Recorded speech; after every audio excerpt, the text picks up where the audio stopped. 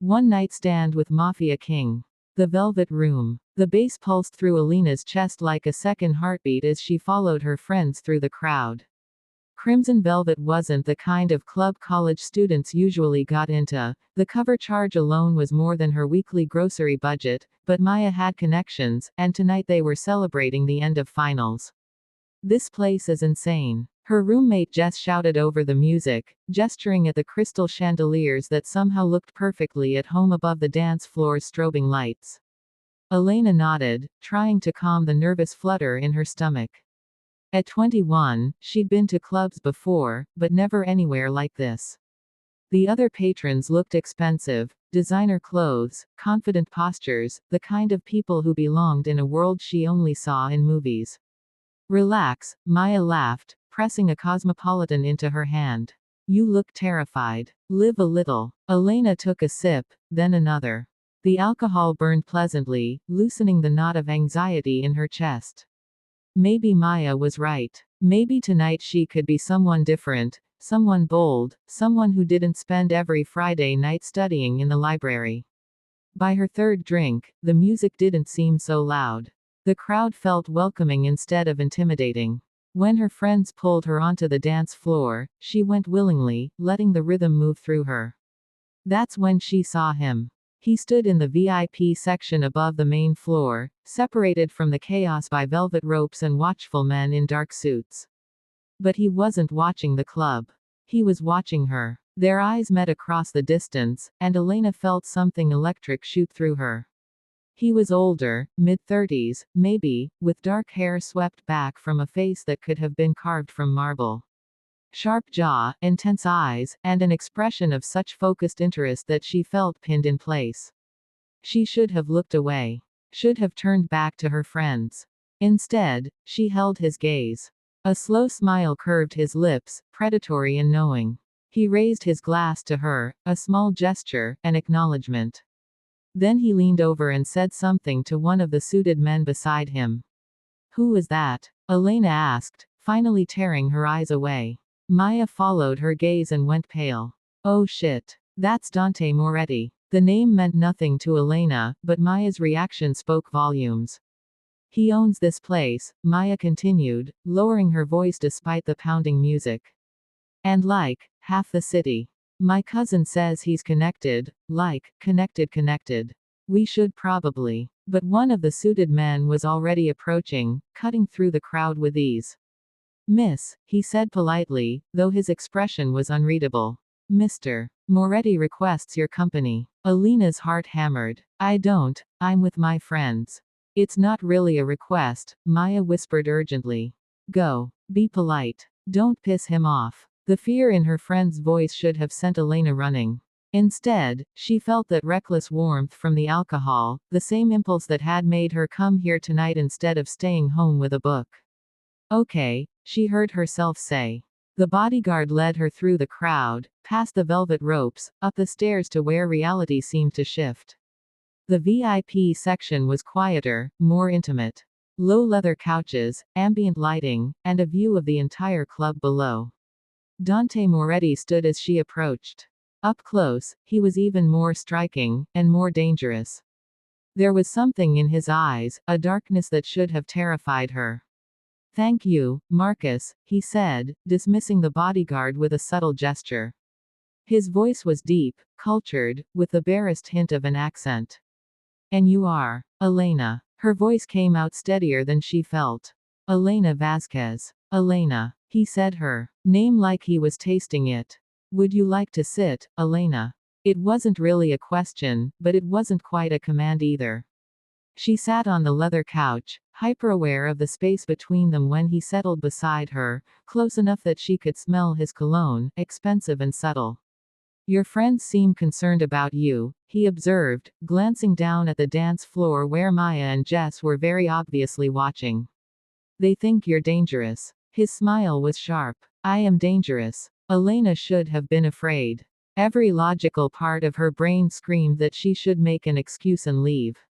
But the alcohol had made her bold, and something about the way he looked at her, like she was the only person in the entire club, the entire city, made her feel powerful instead of afraid. Then why am I here? She challenged. Because you wanted to be. His eyes held hers. I saw you dancing. You looked out of place. Like a rose in a field of weeds. That's pretty cheesy for a dangerous man. He laughed, a genuine sound that transformed his face. You're right. Let me try again. He leaned closer, and Elena's breath caught. You're beautiful, and I want to know you. Is that better? More honest, at least. They talked for an hour, though later Elena wouldn't remember what about. She remembered the way he listened, giving her his complete attention. The way he touched her hand when making a point, casual but deliberate. The way the alcohol and his presence made her feel like she was floating. Would you like to see something? He asked eventually. What? Something beautiful. My private office has a view of the city you won't find anywhere else. Elena knew what he was really asking. She wasn't naive, despite what her friends thought. This was the moment, say yes and cross a line she'd never crossed before, or thank him politely and return to her safe, predictable life. She thought about the library. About her careful plans and sensible choices. About always being the responsible one, the good girl, the one who played it safe. Yes, she said. His office was on the top floor, accessed by a private elevator. Floor-to-ceiling windows overlooked the glittering city, and Elena moved toward them instinctively, pressing her hand against the cool glass. It's beautiful, she breathed. Yes, Dante said, but when she glanced back, he was looking at her, not the view. The air between them felt charged, dangerous. Elena's heart raced as he crossed the space between them, giving her every chance to step away.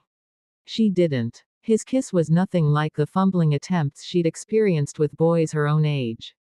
This was deliberate, skilled, consuming. His hand cupped the back of her neck, holding her in place as he explored her mouth with a thoroughness that made her knees weak.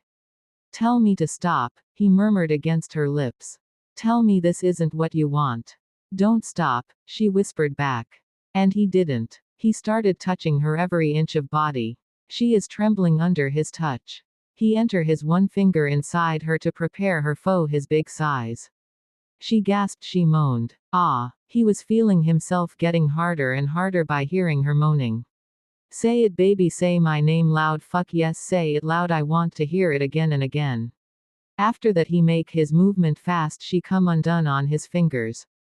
Then he stands and remove his pants.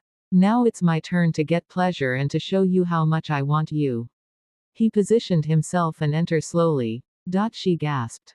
Relax baby, relax. I got you. Trust me. Then after some time she started moaning again and both come undone together. What followed was a blur of sensation, his hands on her skin, the cool leather of the couch against her back, the city lights spinning beyond the windows.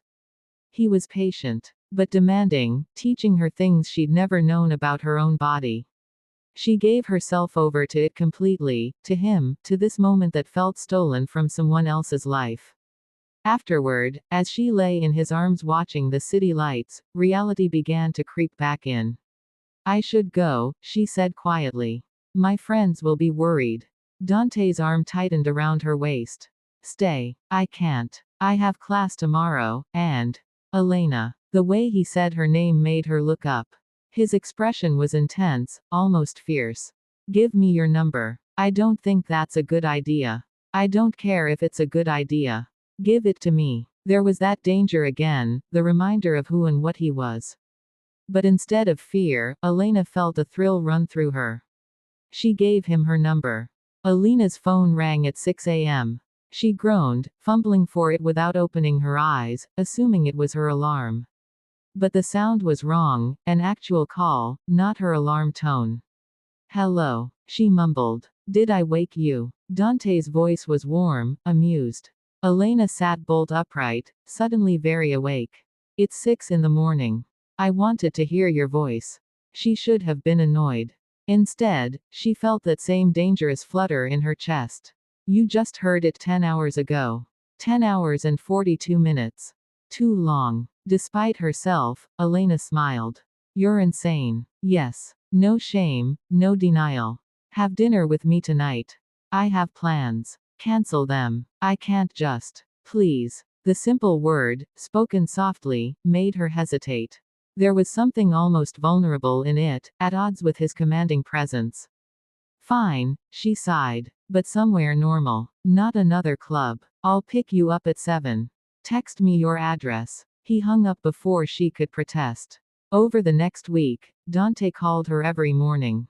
He sent flowers to her apartment, expensive arrangements that made her roommate's eyes widen. He took her to restaurants where she couldn't pronounce half the menu items, where waiters knew him by name and treated him with a deference that bordered on fear. He was attentive, generous, and increasingly possessive.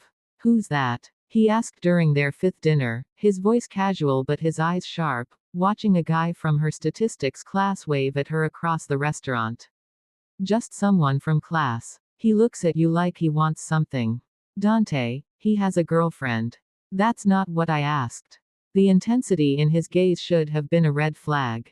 Instead, Elena found it intoxicating. No one had ever wanted her this much, looked at her like she was something precious and irreplaceable.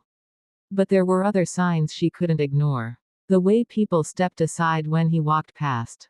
The hushed phone calls he took in Italian, his voice cold and clipped. The night she saw blood on his shirt cuff that he dismissed as a business accident. What do you do, exactly? She asked one night as they lay tangled in her bed. He'd started staying over, despite her protests that her apartment was tiny compared to what he was used to. I manage investments, property, various business interests. That's not an answer. He was quiet for a long moment. You don't want the real answer, Elena. Maybe I do. He rolled to face her, his expression serious. I'm not a good man. I've done things that would make you run from me. The only reason I'm telling you this is because you deserve honesty. I won't lie to you. But I also won't give you details that could put you in danger. Danger from what? From knowing too much. From being associated with me. His hand cupped her face. I should let you go. I knew that the morning after we met. But I can't. I've tried. Elena's heart raced. What are you saying? I'm saying you're in my blood now. I think about you constantly, when I'm in meetings, when I should be focused on business. I want to know where you are every moment. Who you're with. What you're thinking. His thumb brushed her lower lip. It's not healthy, what I feel for you. But I'm not going to stop. She should have been afraid. Every rational thought screamed at her to end this before it went further. I don't want you to stop, she whispered instead. The first crack appeared 2 weeks later. Elena was studying at the library when Maya dropped into the chair across from her, her expression worried. We need to talk about Dante. Elena closed her textbook with a sigh. What about him? Elena, I'm serious. Do you know what he really is? He's told me he's not exactly legitimate. He's the head of the Moretti crime family. Maya hissed, leaning forward. My cousin works for the DA's office. They've been trying to build a case against him for years. He's connected to everything, racketeering, money laundering, probably worse. People who cross him disappear. The words hung between them. Elena had suspected, of course. Had pieced together the truth from 100 small clues. But hearing it stated so baldly made it real in a way it hadn't been before. He's never hurt me, she said quietly. Yet. Elena, you're my friend. I love you. And I'm terrified for you. Maya grabbed her hand. Get out before you can't. But Elena was already in too deep, and they both knew it. That night, Dante picked her up for dinner as usual. But instead of heading to a restaurant, he drove to a warehouse district. Where are we going? Elena asked, nervous for the first time in weeks. I need to handle something quickly. I'll be 5 minutes. Dante. Stay in the car, Elena. Lock the doors. Do not get out. His tone brooked no argument. He disappeared inside the warehouse with 3 of his men. Elena waited, her heart pounding. 5 minutes turned to 10. Then she heard it, a shout, the unmistakable crack of gunfire. She screamed, fumbling for her phone. Should she call the police? But what would she say? And would that put Dante in more danger? The warehouse door burst open. Dante strode out, his expression thunderous. There was blood on his jacket, a lot of blood. He yanked open the car door. Drive, he snapped at his driver, sliding in beside Elena. Are you hurt? Her hands shook as she reached for him. It's not my blood. He caught her hands, his grip gentle despite his harsh tone.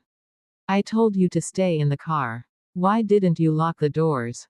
I heard shooting, I thought. That's why I told you to lock the doors. His voice rose, then he caught himself, pulling her against his chest. Kazo. I'm sorry, Elena. You shouldn't have seen that. You shouldn't be anywhere near this. Then let me go, she whispered against his shirt. His arms tightened around her. I can't. That night, everything changed. Dante took her back to his penthouse, a sprawling space she'd only visited once before. He cleaned up while she sat on his couch, shaking, trying to process what had happened. When he emerged, he was in fresh clothes, the blood washed away. But the violence of the night lingered between them. You should leave me, he said, pouring himself a drink. This is what my life is. Danger. Violence. Uncertainty. You deserve better. Don't I get a say in what I deserve? Not when you don't understand what you're choosing. He downed the whiskey in one swallow.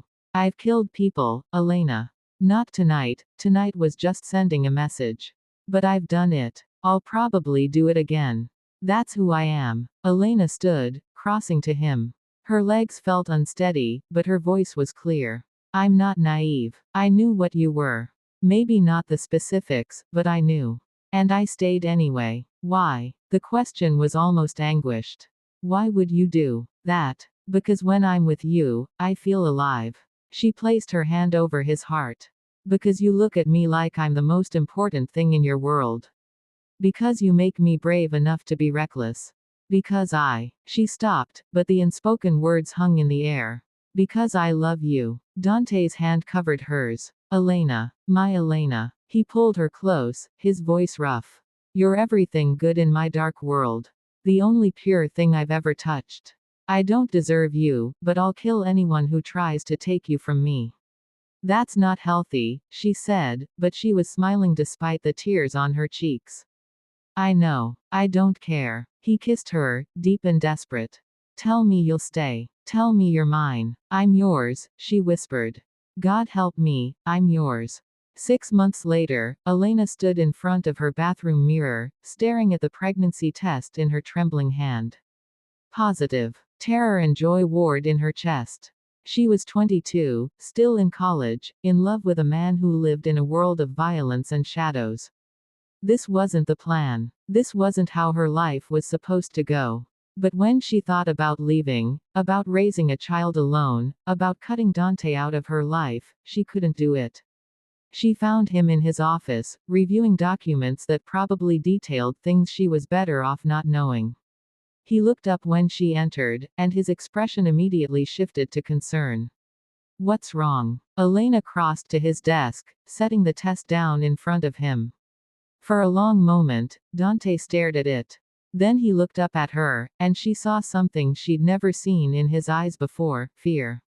Are you sure? She nodded. He stood slowly, moving around the desk. His hand shook slightly as he touched her face. Do you want? I want to keep it, she said.